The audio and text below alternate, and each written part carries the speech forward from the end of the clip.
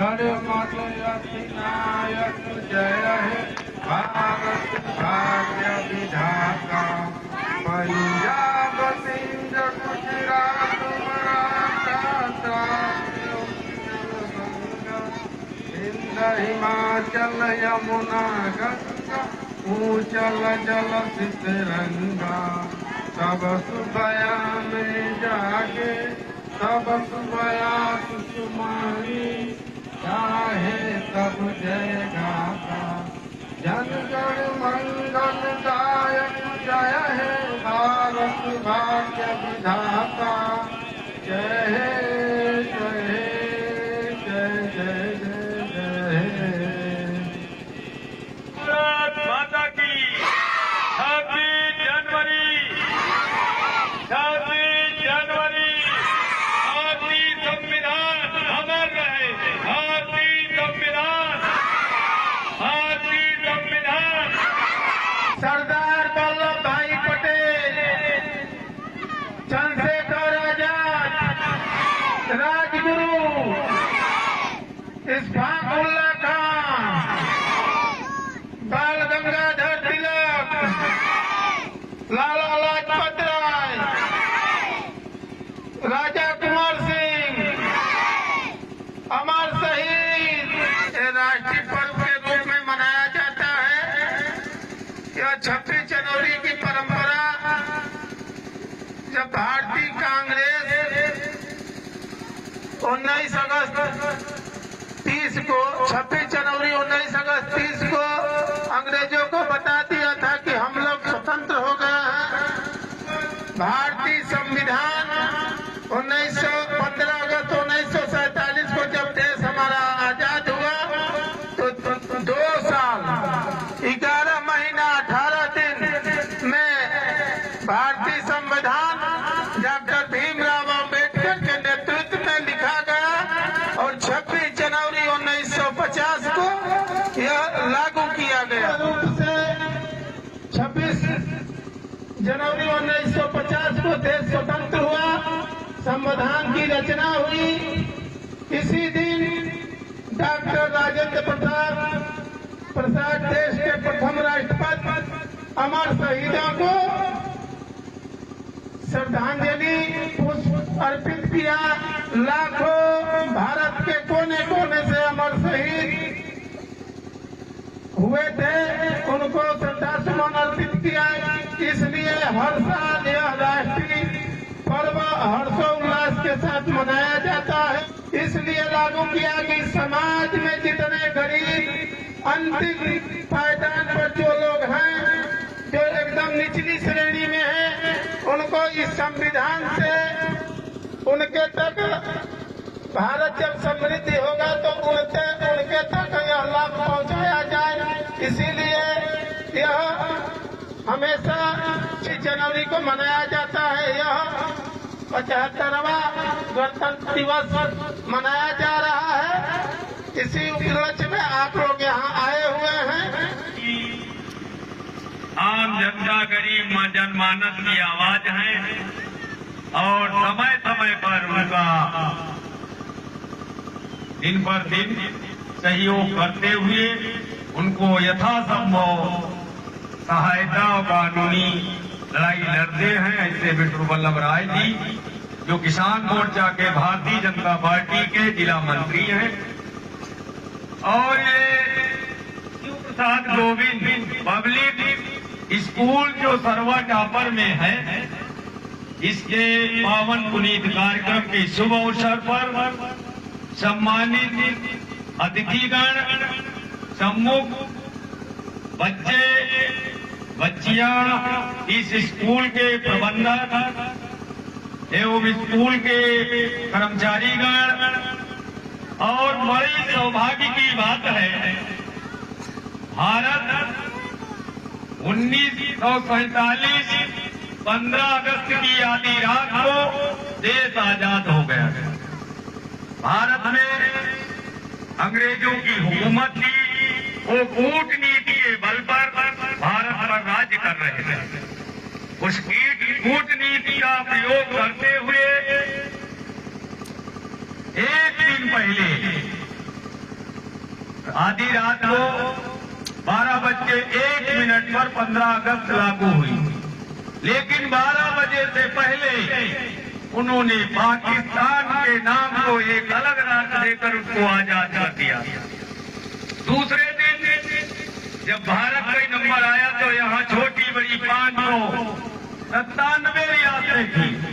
उन 597 रियासतों को अलग अलग आजाद कर दिया। संपूर्ण भारत को नहीं अलग आजाद किया था, वरन पाकिस्तान को 1 मिनट पहले और 2 मिनट के बाद 597 छोटी छोटी रियासतों को अलग अलग आजादी कर दी थी। और एक ऐसा फूट डालो राज्य के मध्य पर जब राज कर रहे थे, उसी कूटनीति के कारण 597 रियासतों को अलग अलग आजाद किया। अब वे कठिन घड़ी थी कि एक व्यक्ति को समझाना कठिन था, लेकिन 597 रियासतें जो छोटे छोटे राजा हुआ करते थे उनको अलग कर दिया। अब उस समय के तत्कालीन गृह मंत्री सरदार वल्लभ भाई पटेल, और वो बहुत दुखद समय था। अगर उस समय सरदार पटेल देश के प्रधानमंत्री होते तो आज जो कश्मीर का मुद्दा माननीय मोदी जी ने खत्म किया, कहा थे 1947 में ही खत्म हो जाता। तो सरदार पटेल उस समय के प्रधानमंत्री न बन के अभी तो गृह मंत्री बनाए गए, और गृह मंत्री का परम कर्तव्य होता है पुलिस और जो गृह के अंदर का सारा कामकाज गृह मंत्री के अधीन होता है। तो सरदार पटेल को ये जिम्मेदारी मिली कि 597 रियासतों का एकीकरण करने का। बहुत विषम परिस्थिति थी। एक घर का मुखिया, एक घर का गार्जियन परिवार को नहीं एकत्र कर पाता है, तो 597 छोटे बड़े राजाओं को कैसे एकीकरण करेगा। लेकिन एक ऐसा व्यक्ति जो देश को सरदार पटेल नाम तो उनका था वल्लभ भाई पटेल, लेकिन उनको एक उपाधि मिली थी सरदार की। जैसे सरदारों में कहा जाता है 1.25 लाख से 1 लड़ाऊं, चिड़ियों में मैं बाज सुनाऊं, तब गुरु गोविंद सिंह नाम कहूं। तो 1.25 लाख के बराबर एक सरदार इस भारत को मिला था। उस सरदार पटेल ने साम दाम दंड भेद का प्रयोग करते हुए 596 रियासतों का एकीकरण कर दिया, और कश्मीर के तत्कालीन राजा हरि सिंह ये काम जवाहरलाल नेहरू ने स्वयं संभाला। और जब सरदार 596 रियासतों का एकीकरण कर दिया, अब सरदार पटेल ने कहा कि कश्मीर को भी एकीकरण में मिलाया जाए। तो आज कांग्रेस कह रही वही उस समय जवाहरलाल नेहरू ने कहा था, अगर कश्मीर में का एकीकरण हुआ तो खून की नदियां बह जाएंगी। तो सरदार पटेल ने कहा नहीं, तुम गलत कह रहे हो।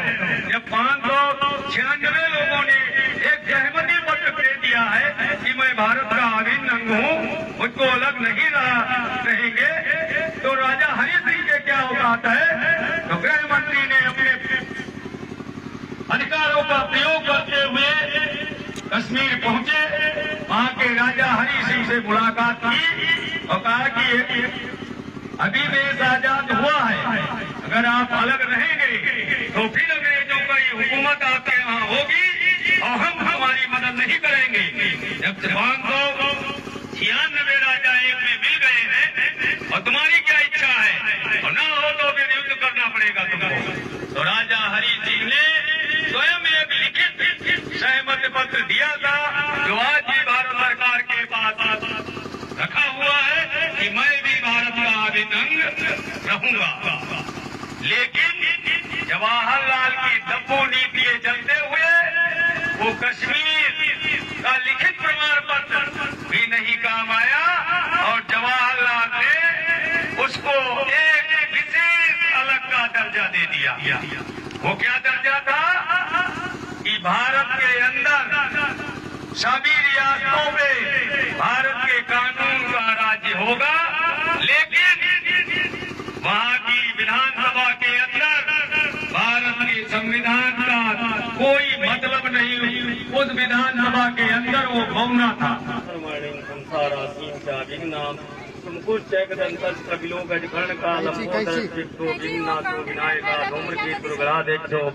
बालचंद्रो गजानना द्वैत शैतान नामान्या प्रयादवी विद्यारंभे विवाहे च प्रवेशे निर्गमे तथा संग्रामे संकटे च विघ्न सृष्टि न जायते शुक्लांबरधरं देवं शशिवर्णं चतुर्भुजं सन्नवदनं ध्याये सर्वो विघ्नोपशान्तये व्यासं वसिष्ठारं सक्रे पौत्रकल्पसंपारासरातं वन्दे सुगतातं सपूरिः व्यासाय विष्णुरूपाय व्यासरूपाय विष्णुवे नमो ब्रह्मनिष्ठे वसिष्ठाय नमो नमः। सर्वमंगलमांगल्ये शिवे सर्वार्थसाधिके शरण्ये त्र्यंबके गौरी नारायण नमस्तुते। और धीरेन्द्र जी, जो धीरेन्द्र सिंह जी हैं, इनका भी माल्यार्पण करें। जी गन्ना का विभाग में हमेशा कार्यरत रहे, वाइस चेयरमैन रहे। आशीष सुदीप दीक्षित जी, अनिल दीक्षित जी, सभी का माल्यार्पण कर स्वागत करें। और अब इस पावन पुनीत कार्यक्रम